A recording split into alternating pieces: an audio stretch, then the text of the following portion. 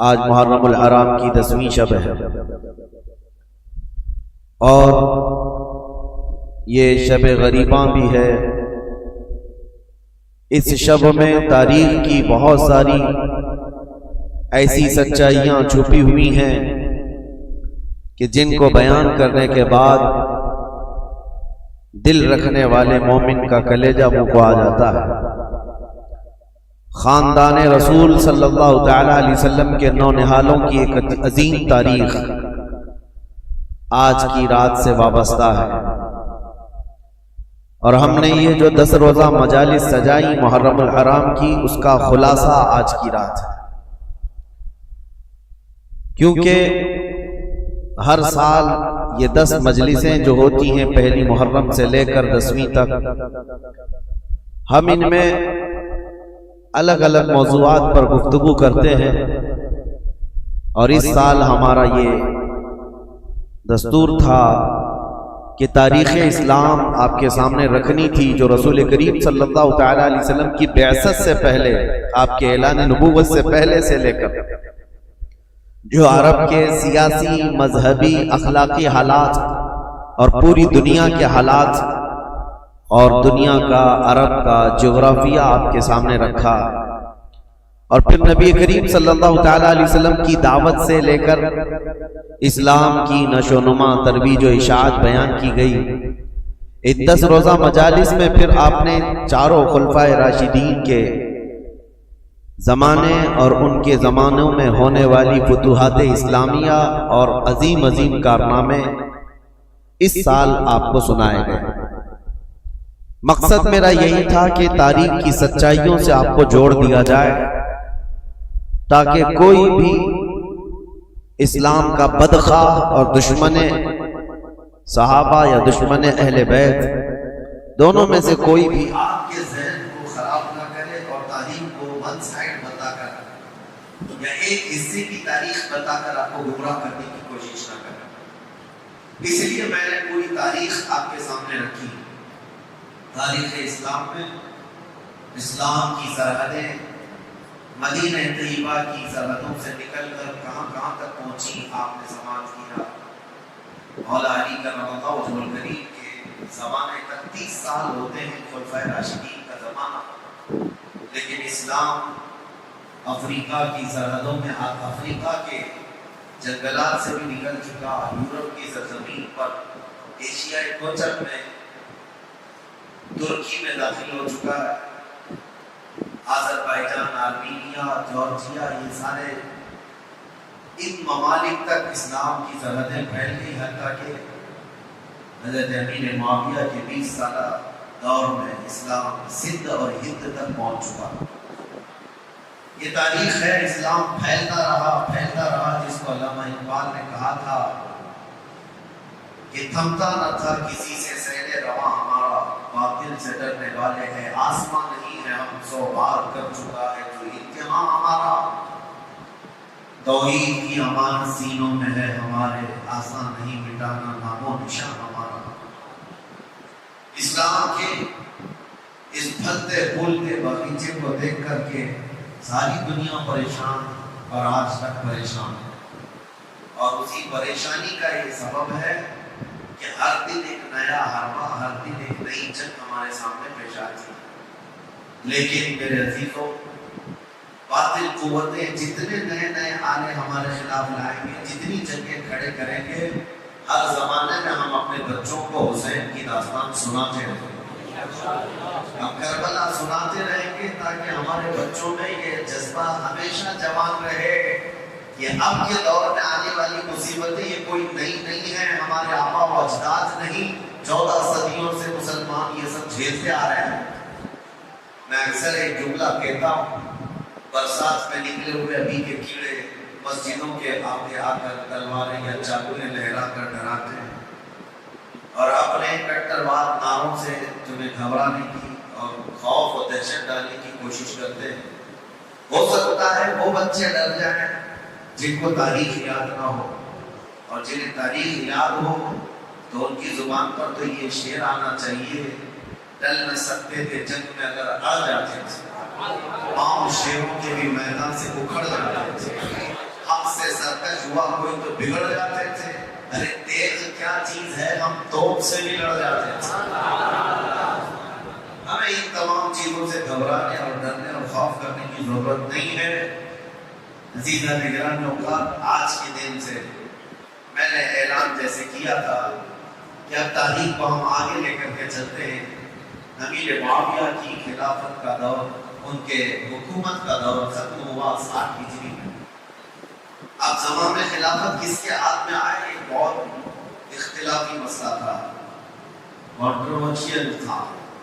صحابہ اس وقت تھے اور بڑے بڑے تابعین بھی موجود تھے, لیکن چونکہ آپ نے تاریخ سماعت کی ہے کہ حضرت عثمان غنی کے قتل کے بعد سے حالات کس قدر بدلتے چلے گئے تھے, اور حضرت علی کرم اللہ وجہہ الکریم کا زمانہ خلافت جو 5 سال 5.5 سال چلا, یہ آپسی اختلافات کی نظر ہو گیا. مسلمانوں کی آپس میں جنگیں ہونے لگی اور اس میں بھاری نقصان ہوا. 2 جنگوں میں اگر آپ اندازہ کریں, ایک جنگ میں 12,000 لوگ قتل ہوئے اور دوسری جنگ میں 70,000 لوگ قتل ہوئے. مسلمانوں کی بہت بڑی تعداد کا نقصان ہوا ایسا. تو ان کے بعد پھر امیر معاویہ نے 20 سال زمان حکومت کو سنبھالا. اب ایک مسئلہ یہ درپیش ہوا, جیسے کہ کل میں نے آپ کو بتایا, حضرت امیر معاویہ نے اپنے انتقال سے پہلے ہی اعلان کر دیا اپنے بیٹے کی خلافت میں, یزید کو اپنا جانشین بنا, اور یہ الزام ان کے سر پر رکھ کر کے امیر معاویہ کو بھی آج تک لوگ طعن و تشنیع کا شکار بناتے ہیں. حضرت امیر معاویہ تو بہت برا بھلا کہتے ہیں کہ یہ ساری ذمہ داری امیر معاویہ کے سر جاتی ہے. اگر وہ خلیفہ نہ بناتے یزید کو تو نہ کربلا ہوتا, نہ امام حسین شہید ہوتے, نہ ہی اتنے برے حالات ہوتے. یہ ساری چیزوں کے ذمہ دار امیر معاویہ ہیں. یہ سوال ایسا گردش کرتا ہے کہ ہمارے بھی بھولے بھالے لوگوں کے دلوں میں یہ بات آتی ہے کہ امیر معاویہ کو یہ نہیں کرنا چاہیے تھا, اپنے نالائق بیٹے کو خلیفہ کیسے مقرر کر دیا. پہلی چیز تو یہ ہے کہ کوئی ایک روایت بھی ایسی ثابت نہیں کہ جس میں امیر معاویہ یہ جان بوجھ کر کے کہ اس کا فسق و فجور, اس کی نالائقی ان کو معلوم تھی, اس کے باوجود بنایا. ایسی کوئی روایت نہیں. ان کے زمانے میں یا ان کے سامنے یزید کا فسق و فجور علل اعلان نہیں تھا, ورنہ تو وہ صحابی رسول ہیں. ان کے بارے میں اس طرح کا طعن و تشنیع کرنے سے صحابی رسول کے عدل پر اعتراض اٹھ جائے گا. ان کے علم میں یہ چیز نہیں تھی, پہلی بات تو یہ ہے. اور اگر سوال یہ ہو ان کے اوپر کہ اگر وہ نہ بناتے تو اتنا سارا معاملہ ہی نہیں ہوتا, تو سوال تو حضور پاک صلی اللہ تعالی علیہ وسلم کی ذات پر بھی تم کرنے لگ جاؤ گے. اعتراض کرنے والوں سے کہہ رہے ہیں کہ حضور صلی اللہ تعالی علیہ وسلم تو مخبر صادق ہیں, غیب کی خبریں جاننے والے رسول کریم صلی اللہ تعالی علیہ وسلم کو جبرائیل امین نے یہ امام حسین کے بچپن میں اطلاع دے دی تھی کہ ان کو آپ کی امت قتل کرے گی. یہ روایت تو سنیں نا, بچپن میں امام حسین کی شہادت کی خبر مشہور ہو گئی تھی. تو رسول کریم صلی اللہ تعالی علیہ وسلم کو یہ معلوم تھا کہ امام حسین شہید ہونے والے ہیں, تو کیا یہ نہیں معلوم ہوگا کہ کس کے ذریعے سے قتل ہونے والے ہیں؟ تو یزید کے ذریعے سے اگر امام حسین قتل ہونے والے معلوم ہیں حضور کو, تو حضور صلی اللہ تعالی علیہ وسلم امیر معاویہ کو بلا کے وصیت کر جاتے کہ اے معاویہ, جب تیرے گھر کوئی بیٹا پیدا ہو یزید, اس کو خلیفہ کبھی نہ بنانا, ورنہ میرا نواسہ قتل ہو جائے گا. نبی کریم صلی اللہ تعالی علیہ وسلم نے امیر معاویہ کو اس طرح کی کوئی وصیت نہیں کی. تو اعتراض کرنے والے یہ بھی کر سکتے تھے یا یہ بھی کریں گے کہ رسول اللہ صلی اللہ تعالی علیہ وسلم نے وصیت نہیں کی معاویہ کو, جس کی وجہ سے کربلا جیسے حالات پیش آ گئے اور حسین اعظم کا قتل ہو گیا. بلکہ میں تو یہ کہوں گا جن کی عقل ٹھکانے پر نہیں ہے وہ تو یہ بھی اعتراض کریں کہ اللہ کی ذات پر, اللہ نے یزید کو پیدا ہی کیوں کیا؟ کیا رب تعالیٰ نہیں جانتا تھا؟ اللہ رب العزت کے علم میں ہر شے ہے. معاملہ یہ ہے میرے عزیزوں, بہت سارے معاملات اگر تم کسی پرٹیکولر ایک ہی آدمی پر اعتراض کرو گے تو یہ حالات اور تقاضے کے مطابق نہیں ہے. بہت سارے معاملات ایسے ہیں جو اس روئے زمین پر صرف امتحان کے لیے لائے گئے ہیں. یہ دنیا دارالعمل ہے، یہ دنیا دارالامتحان ہے. یہاں ہر کوئی اپنا امتحان دینے آیا ہے، اور جو سوالات اس طرح کی گردش کرتے کچھ ان کی طرف سے کچھ ان کی طرف سے. آپ کو پتا ہے اللہ کا کروڑوں احسان ہے کہ رسول کریم صلی اللہ تعالی علیہ وسلم کی حدیث یاد کرو. حضور صلی اللہ علیہ وسلم نے حضرت علی سے فرمایا تھا کہ اے علی، ایک جماعت ایسی ہوگی جو تم سے محبت میں مبالغہ کرے گی، غلو کرے گی، اوور کرے گی اور گمراہ ہو کر دوزخ میں جائے. اور ایک جماعت ایسی ہوگی جو تم سے دشمنی کرے گی، نفرت کرے گی اور وہ بھی دوزخ میں جائے گی. بس وہ لوگ جنتی ہیں جو درمیان میں ہیں. حضرت علی رضی اللہ تعالیٰ عنہ کی اتنا برابر بھی توہین نہیں کرتے اور ان کی محبت میں، عقیدت میں اتنا غلو نہیں کرتے کہ ان کو نبی کے درجے تک پہنچائیں. اور اس جماعت کا نام اہل سنت و جماعت. اور الحمدللہ ہمیں اس بات کا فخر ہے کہ ہم مولا کائنات علی مرتضیٰ کی تعظیم کرتے ہیں، تکریم کرتے ہیں، لیکن نبوت کے درجے تک نہیں پہنچاتے. اب یہ معاملہ اور کچھ جماعت ایسی ہے جو حضرت علی کا ہمیشہ تان و تشنیع کرتے رہتی ہے، گستاخیاں کرتی رہتی ہے. تو اے سنیو، تم فخر کرو، نہ تمہارا شمار اللہ نے کھٹملوں میں رکھا ہے نہ چوہوں میں رکھا. الحمدللہ کہ رسول پاک صلی اللہ تعالی علیہ وسلم کے ان شعروں میں ہمارا شمار ہے جو حق بولتے ہیں اور ہر حق پر قائم رہتے ہیں. ہوتا یہ ہے کہ ادھر سے بھی ادھر سے بھی فساد مچایا جاتا ہے. حضرت علی کے خلاف کچھ جماعتیں بولتی ہیں، حضرت امیر معاویہ کے خلاف کچھ جماعتیں بولتی ہیں. اب حضرت علی رضی اللہ تعالیٰ عنہ اور کربلا کے واقعات کے متعلق جو لوگوں کو پیٹ میں درد ہے اور یہ کہتے ہیں، یہ مولانا لوگ بڑے بڑے واقعات سناتے ہیں، لمبی داستانیں سناتے ہیں، کربلا کے میدان میں یہ ہوا وہ ہوا. حسین اعظم کربلا کے میدان میں گئے تھے، ان کے سامنے ان کے بچے شہید ہو رہے تھے، کٹ رہے تھے. اور حسین کون ہے؟ رسول اللہ کے نواسے. حسین کون ہے؟ علی کے بیٹے. حسین کون ہے؟ فاطمہ کے جگر گوشت. ان کے ساتھ نسبتیں رضوان اللہ تعالی علیہ مجمعین. اتنے بڑے حسین اعظم اور صحابی رسول ہیں جس کے درجے کو کوئی غوث بھی نہیں پہنچ سکتا. یہ بات تو طے ہے. اب یہ سوال چوہوں کی طرف سے جو یہ کہتے ہیں کہ جب کربلا کے میدان میں وہ اپنے بچوں کو نہیں بچا سکے تو پھر کوئی غوث اور کوئی قطب، کوئی ولی تمہارے پکارنے پر تمہاری مدد کیسے کر سکتے ہیں؟ تو ہمارا بھولا بھالا جوان جس کو پٹی پڑا دی جاتی وہ سمجھتا ہاں کربلا کے میدان میں جب حسین اپنے بچوں کو نہیں بچا سکے تو پھر دوسرے ولی کیا بچائیں گے، اور کیوں ہم دوسرے اولیاء کو پکاریں گے مدد کے لیے؟ یہ اس طرح کے شوشے چھوڑے ہوئے ہیں. پہلے تو ان ظالموں کو یہ جواب دو، حسین اعظم رضی اللہ تعالی عنہ کو کربلا کے میدان میں جان بچانے کے لیے نہیں بھیجا گیا تھا بلکہ اپنی جان دے کر اسلام بچانے بھیجا گیا تھا.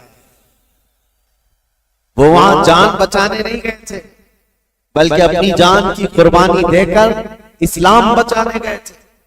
اگر وہ کوشش فرماتے یقیناً پورا دریائے فرات ان کے قدموں پر موجیں مار رہا ہوتا. حقیقت بات ہے میرے عزیزوں، وہ دارالامتحان میں تھے. امتحان کے وقت وہ امت کو ایک عظیم درس دینے گئے ہوئے تھے. اس سے یہ ثابت نہیں ہوتا کہ وہ مدد نہیں کر سکتے، یہ مدد نہیں کر سکتے. ہم بغداد شریف میں تھے اور واپس آئے زیارت کی. ایک صاحب سے ہماری ملاقات ہوئی، انہوں نے کہا اچھا مولانا بغداد سے جا کر آ رہے ہیں، آپ کی جماعت تو غوث پاک کہتی ہے. کہا بالکل. کہا وہاں تو اتنے بم برس رہے ہیں، سنا ہے ہم نے وہاں تو مسلمانوں کا قتل ہو رہا ہے، کتنے تو وہاں پر میزائل داغے جا رہے ہیں. کہا ہاں سنا ہے، ہو بھی رہا ہے، حقیقت ہے، ہم دیکھ کر کے بھی آئے. کہا تو پھر غوث کیا کر رہے ہیں آپ کے؟ کیا ان کو بغداد والوں سے محبت نہیں ہے؟ میں نے ان سے سوال کیا، غوث پاک کو بغداد والوں سے جتنی محبت نہیں ہوگی، اس سے کروڑوں درجے اللہ کو مومنوں سے محبت ہے. میں پوچھا اللہ کیا کر رہا ہے؟ یہ ولی کا مقام بعد میں ہے، اللہ کیا کر رہا ہے؟ کیا اللہ تعالیٰ کو ان مومنوں سے محبت نہیں ہے؟ نادانوں، اگر یہی سوال کرنا ہو تو پھر بدر میں، احد میں، خندق میں، ہر جگہ سوال یہ کرنا پڑ جائے گا کہ رب تعالیٰ نے مومن جماعت کی نصرت کیوں نہیں کی؟ جب دارالامتحان میں ہوتا ہے کوئی امتحان کے میدان میں تو یہ نہیں دیکھا جاتا کہ اس کی جان بچ رہی ہے یا کون بچا رہا ہے، بلکہ یہ دیکھا جاتا ہے کہ اس کے قدم کتنے مضبوط ہیں۔ استقامت کا امتحان ہوتا ہے۔ بہرحال سوالات بہت، اعتراضات بہت، اور ہمارا وقت اس میں ختم ہونا چلے جائے۔ ہم تاریخ کی طرف آتے ہیں۔ معاویہ بن ابی سفیان رضی اللہ تعالیٰ عنہما، ان کے انتقال کے بعد یزید تخت خلافت پر بیٹھ گئے، جبکہ بڑے صحابہ کی منظوری نہیں تھی، اتفاق نہیں تھا، اور جو صحابہ موجود تھے اس میں حضرت عبد الرحمن بن ابو بکر، حضرت ابو بکر صدیق کے بیٹے عبد الرحمن، حضرت عمر کے بیٹے عبداللہ، حضرت زبیر کے بیٹے عبداللہ بن زبیر، یہ بڑے صحابہ اس وقت تھے، اور حضرت حسین ابن علی رضی اللہ تعالی، ان چاروں نے انکار کر دیا تھا کہ یزید کی تولیت یا اس کی خلافت کو ہم تسلیم نہیں کرتے۔ اب مسئلہ یہ ہوا کہ یزید بیٹھتے ساتھ ساری جگہوں پر خط لکھنے شروع کر دیے کہ میری بیعت لے لو، اپنے باپ، میرے باپ نے اعلان کیا ہے اپنے انتقال سے پہلے، لہذا میں امیر المومنین۔ کوفہ میں، بصرہ میں، سب جگہ یزید کی بیعت شروع ہو گئی۔ اب مسئلہ آ جاتا تھا مدینے کا، اور یہ چاروں بڑے صحابہ مدینے میں تھے، تو یزید کو ڈر انہی لوگوں سے تھا کہ یہ چار لوگ اگر منع کر دیے اور انکار کر دیے تو پورے حجاز میں میرا بیڑا غرق ہو جائے، اور ان چاروں میں کوئی ایک بھی کھڑا ہو گیا اپنے خلیفہ ہونے کا اعلان کرتے ہوئے تو آدھی دنیا ان کی طرف مائل ہو جائے گی، اس لیے کہ یہ چاروں بڑی عظمت والے ہیں، ایک صدیق اکبر کا بیٹا، ایک فاروق اعظم کا بیٹا، ایک حیدر کرار کا بیٹا، ایک عبدالزبیر رضی اللہ تعالیٰ عنہ کا بیٹا، تو یہ عشرہ مبشرہ کے بیٹے ہیں اور ان کی نسبتیں بھی بڑی ہیں، اور یزید کہاں، اس کی کون سی نسبت ہے؟ یہ تو حضرت امیر معاویہ رضی اللہ تعالیٰ عنہ کے گھر میں ان کی امارت کے زمانے میں پیدا ہوا، یعنی جب وہ گورنر تھے اس زمانے میں پیدا ہوا۔ ان چاروں صحابہ سے عمر میں بھی چھوٹا، اور عمل کا تو دور دور تک کوئی واسطہ ہی، کیونکہ تاریخ میں یہ ساری چیزیں محفوظ ہیں آج بھی۔ یزید دن رات عیاشی میں مبتلا رہا، کیونکہ اس نے عمارت دیکھی تھی اور مالداری دیکھی تھی، جس کی وجہ سے اس کے فسق و فجور کا سب بعد میں لوگوں کو پتا چلا جب وہ تخت پر بیٹھا، بندروں کو کھلانا، نچانا، کبوتر بازی کرنا، اور باندیوں سے اور غلاموں سے رقص کروانا، یہ ساری چیزیں اس کے ساتھ موجود تھی۔ اب یہ خبریں جب مشہور ہو گئی تو کیا جو رسول اللہ کے صحابہ ہیں ایسے شخص کو امیر تسلیم کر سکتے تھے، جنہوں نے خلفائے راشدین کا زمانہ دیکھا، جو چاروں خلفاء کا زمانہ دیکھے ہوں اور جو خود رسول اللہ کو دیکھے ہوں، تو وہ اس عظیم اسلام کے دامن میں کسی ایسے شخص کو برداشت کر سکتے تھے؟ ہمارا اور تمہارا حال الگ ہے۔ ہم نے ہر طرح کے امیروں کو دیکھا ہے، ہر طرح کے حاکموں کو دیکھا ہے، چوروں کو بھی دیکھا ہے، ڈاکوؤں کو بھی دیکھا ہے۔ ہمارے سامنے کسی نئے لیڈر کو لا کر اس کی تعریف کر دی جائے تو ہو سکتا ہے پھسل جائیں، کیونکہ بروں کو ہی دیکھتے آئے۔ لیکن وہ چار صحابہ جو مدینے میں ہیں، ان کا حال تو ایسا تھا جنہوں نے رسول اللہ کو دیکھا، جنہوں نے صدیق اکبر کا زمانہ دیکھا، اور فاروق اعظم کی عدالت دیکھی ہے، عثمان بن عفان کی سخاوت دیکھی، اور حیدر کرار کی شجاعت دیکھی ہے۔ یہ خلفائے راشدین کا سنہرا دور دیکھے ہوئے صحابہ، ان کے سامنے کوئی آ کر کے یہ کہے، دن رات عیاشی کرنے والا، باندیوں کو نچوانے والا، اب مسلمانوں کا امیر المومنین بن گیا ہے، خلیفہ وقت ہے، کیسے تسلیم ہو سکتا ہے؟ ہوا یہ کہ اس نے بلا کر مشورہ لیا۔ مدینے میں اس وقت جو گورنر تھے ولید بن عقبہ، ولید بن عقبہ کو اس نے ایک خط لکھا اور کہا یہ جو بڑے لوگ موجود ہیں مدینے میں ان کو بلاؤ، عبد الرحمن بن ابو بکر، عبداللہ بن عمر، کر کے ان کو میری بیعت لے لینا, تم وکیل بن جاؤ. ابھی تک حضرت امیر معاویہ کے انتقال کی خبر مدینے نہیں پہنچی تھی, سب جگہ مشہور نہیں ہوئی تھی. تو یزید کا خط آیا ولید بن عقبہ کے ہاتھ. ولید بن عقبہ ایک نرم دل آدمی تھا, لیکن پڑھتے ہی خط کو کانپنے لگ گیا. کہا یہ تو بہت بڑا کام ہے میرے سر پر جو ڈالا گیا ہے, یزید کو تو یہ لوگ تسلیم کر ہی نہیں سکتے, کیا کیا جائے. تو وہ ظالم مروان جس کی تاریخ ہے آپ نے سنا, حضرت عثمان ابن عفان کی مہر جس نے چرائی تھی, ان کے قتل کا جو سبب بنا تھا, مروان موجود تھا. اس سے ولید بن عقبہ نے مشورہ کیا کہ کیا کرنا چاہیے. کہا چاروں کو بلاؤ اور ان کے سامنے یہ مسئلہ رکھو, کہو کہ امیر معاویہ کا انتقال ہوا اور وہ اپنے انتقال سے پہلے اعلان کر کے جا چکے ہیں, ان کا بیٹا خلیفہ ہے, لہذا تمہیں یہ بات ماننی پڑے گی اور بیعت کر لو. اگر وہ یہاں پر نہیں مانتے تو ان کا قتل کر دو. مروان نے سیدھے قتل کا مشورہ دیا. یہ بڑے صحابہ کے متعلق ولید بن عقبہ نے کہا ہرگز میں اپنے ہاتھ کو ان کے خون سے رنگین نہیں کر سکتا. پھر بھی اس نے بلوایا. یہ چاروں صحابہ کو جیسی بلایا گیا, حضرت حسین ابن علی رضی اللہ تعالی, اگرچہ مدینے کو خبر نہیں پہنچی تھی حضرت امیر معاویہ کے انتقال کی, لیکن چاروں کو احساس ہو گیا کہ گورنر اگر ہمیں بلا رہا ہے تو یہ ملک شام کی آئی ہوئی کوئی خبر ہے. وہ اپنی تیاری سے ہی گئے تھے. حضرت امام حسین اپنے چند ساتھیوں کو لے گئے تھے اور کہا میں اندر جا رہا ہوں, اگر آواز بلند ہو جائے تو تم آ جانا اور پھر معاملات طے کیے جائیں گے. حضرت حسین, حضرت عبداللہ بن زبیر, عبد الرحمن بن ابو بکر اور حضرت عبداللہ بن عمر, یہ چاروں دارالحکومت میں آئے, گورنر ہاؤس میں. اور اس وقت ولید بن عقبہ موجود تھا اور مروان بھی موجود تھا. اس نے خط پڑھ کر کے سنایا یزید کا خط آیا ہے اور وہ خلافت کا حقدار تھا, اس لیے امیر معاویہ نے اس کے خلیفہ ہونے کا اعلان کر دیا, لہذا میں اس کا وکیل ہوں. یزید امیر المومنین کی طرف سے میں تم سے بیعت لیتا ہوں. حضرت عبد الرحمن بن ابو بکر وہ موجود تھے, اور یہ دونوں صحابہ عبداللہ بن زبیر, عبداللہ بن عمر, یہ کھڑے ہو گئے. کہا ہمیں ایک دن کی مہلت دے دو, ایک دن کی مہلت دے دو. وہ نکلے. حضرت امام حسین کو اس نے پکڑ لیا. کہا کیونکہ اسے پتا تھا کہ اب یہاں مضبوط خلافت کا کوئی دعوے دار ہے تو حضرت علی کے بیٹے ہو سکتے ہیں, کیونکہ ان کی طرف پوری دنیا مائل تھی. حضرت امام حسین سے پوچھا تو حضرت امام حسین نے کہا سب سے پہلی بات تو یہ ہے کہ ہم جیسوں کو یہ زیب نہیں دیتا کہ یزید جیسا شخص خلافت کے تخت پر بیٹھ جائے. ہمیں یہ زیب نہیں دیتا کہ ایسی کوئی خبر بھی ہم سنیں, کیونکہ یہ تخت خلافت کسی بادشاہ کا نہیں, یہ رسول اللہ کی نیابت کا ہے.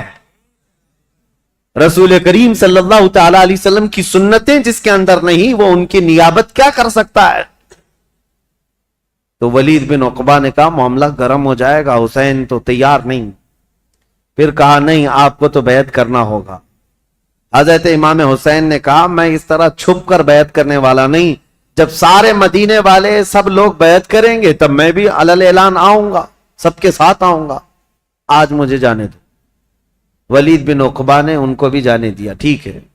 جیسے یہ گئے, مروان بن حکم کھڑا ہوا اور کہا ولید بن عقبہ کو, کہا کہ تو نے بہت بڑا موقع گنوا لیا, آج ان کو قتل کر دینے کا سب سے بہترین موقع تھا, تو گنوا لیا, اور تو آج ان سے بیعت نہیں لے سکا. مروان کہہ رہا ہے دیکھ لینا زندگی پر اب تجھے حسین سے بیعت کبھی نہیں مل سکی. ایک بار وہ یہاں سے جا چکے ہیں, حسین کبھی بھی بیعت نہیں کر سکتے, تیرے لیے اچھا موقع تھا. ولید بن عقبہ نے کہا میرے لیے ساری دنیا آ جائے لیکن میں حسین کے خون سے اپنا ہاتھ رنگین نہیں کر سکتا, اس لیے کہ وہ رسول اللہ کی قرابت دار نواز ہیں. تو مروان بن حکم نے ولید بن عقبہ کی شکایت لکھ کر کے بھیجی یزید کے پاس کہ اس کی نرم دلی کی وجہ سے یہ چاروں چلے گئے. اور ہوا کیا, عبداللہ بن زبیر اور عبداللہ بن عمر رات کے وقت ہی اپنا سامان لیے اور مکہ چلے گئے, مدینہ طیبہ چھوڑ کر چلے گئے کہ دوسرے دن پھر یہ گورنر بلائے گا اور زبردستی کرے گا. لیکن مکہ میں جائیں گے تو حرم پاک میں خانہ کعبہ کے اطراف کوئی کسی کو زور زبردستی نہیں کر سکتا جو حرم میں جائے گا. جنگ بھی حرام ہے, قتل و قتال بھی حرام ہے. تو یہ صحابہ وہاں چلے گئے اور وہاں جا کر انہوں نے پناہ لی. اب امام حسین مدینہ میں تھے. دوسرا دن آیا تو پھر دوسرے دن پھر اس نے بلایا ولید بن عقبہ نے کہ آؤ. امام حسین رضی اللہ تعالیٰ عنہ نے آج پھر کہا کہ نہیں, میں اس بیعت کے لیے راضی نہیں ہوں اور مجھے زور زبردستی نہ کیا جائے. ولید بن عقبہ نے کہا اے حسین ابن علی, میں آپ کی تعظیم کرتا ہوں, آپ کی عزت کرتا ہوں, لیکن میرے اوپر ملک شام کا حکم آیا ہے, پریشر میں ہے, میرے اوپر دباؤ ہے. لہذا ایک ہی راستہ ہے کہ آپ یا تو میرے اس شہر میں یا حدود میں نہ رہیں جہاں میری گورنری ہے, یا تو بیعت کر لیجیے. امام حسین نے کہا میں شہر تو چھوڑ دوں گا لیکن بیعت نہیں کروں. اور کون سے شہر چھوڑنے کی بات؟ مدینۃ الرسول. امام حسین اپنے خاندان والوں کو آ کر بتاتے ہیں, اور امام حسین نے اہل بیت کے گھرانے میں یہ بات بتائی کہ آج ہمارے لیے ایسی حالت آ گئی ہے, مدینے میں رہنا ہے تو ہمیں اس کی بیعت قبول کرنا ہوگا اور اس کو امیر المومنین تسلیم کرنا ہوگا, یا تو پھر مدینے سے باہر نکل کر, جیسے میرے دو بھائی مکہ چلے گئے, عبداللہ بن زبیر اور عبداللہ بن عمر, اسی طرح مجھے بھی مکہ حرم کعبہ میں جانا ہوگا. اہل بیت کا بچہ بچہ کہنے لگا رسول کریم صلی اللہ تعالی علیہ وسلم کا شہر چھوٹ رہا ہے, اے امام علی مقام, اس کو گوارا کر لیں گے لیکن رسول اللہ کی شریعت چھوٹ جائے یہ گوارا نہ کریں. حضور کے شریعت پر اور اسلام کی تاریخ میں ایسا کوئی دھبا آ جائے یہ گوارا نہ ہو. میں آپ کو بتاتا ہوں یہ مسئلہ کتنا اہم تھا. ظالموں کو پتا نہیں, جو اوپر اوپر کی تاریخ پڑھتے ہیں اور بک بک کر کے ٹی وی میں چلے جاتے ہیں کہ امام حسین نے خواہ مخواہ اپنے بچوں کو جھونک دیا کربلا کے میدان میں, اور یہ سیاسی جنگ تھی نعوذ باللہ. اور بعض یہ کہتے ہیں کہ خروج کیا, خروج کا مطلب ہوتا ہے بغاوت کیا. جب ایک امیر المومنین ہو گیا تھا, خلیفہ وقت ہو گیا تھا, تو امام حسین بغاوت کر کے کیوں گئے؟ اس طرح کے جو اعتراضات کرتے ہیں ان ظالم ناعاقبت اندیشوں کو خبر تک نہیں ہے تاریخ کی سچائیاں, انہیں معلوم بھی نہیں ہے. یہ ہو سکتا ہے یزید کی ذریت کے لوگ ہوں یا یزید کے مشاغل اور اس کے کاموں سے اتفاق رکھتے ہوں, اسی لیے اس کو آج بھی رضی اللہ عنہ لکھتے ہیں. آج بھی ایسی قوم موجود ہے. ایک طرف رسول اللہ کا پورا گھرانہ ہے. کیا امام حسین جن کو رسول کریم صلی اللہ تعالی علیہ وسلم نے اپنی گود میں رکھ کر پالا ہو, بلکہ سیدنا ابو ہریرہ سے روایت ہے کہ حضور صلی اللہ تعالی علیہ وسلم امام حسین کا لعاب پاک, امام حسین کا لعاب تھوک خود حضور صلی اللہ علیہ وسلم اس طرح چوستے تھے. حدیث کے الفاظ ہیں کہ یمتص رسول اللہ صلی اللہ تعالی علیہ وسلم لعاب الحسین کما یمتص التمر. حسین کا لعاب رسول اللہ ایسے چوستے جیسے کوئی کھجور چوس رہا ہو. جس کے حلق میں نبی کریم صلی اللہ تعالی علیہ وسلم کا لعاب پاک گیا ہو, کیا وہ ناحق فیصلہ کرے گا؟ کیا وہ زور زبردستی رسول اللہ کے خاندان کو جنگ کے میدان میں جھونک دے گا؟ بات اتنی تھی کہ امام حسین کی نگاہیں بہت دور تک دیکھ رہی تھی, آج تک دیکھ رہی تھی. اسی لیے کسی شاعر نے کہا ہے کہ نہ پوچھ وقت ان بے کتاب اور ان بے زبان کتابوں سے, نہ پوچھ وقت ان بے زبان کتابوں سے, جب اذان ہوتی ہے تو سمجھ حسین زندہ ہے.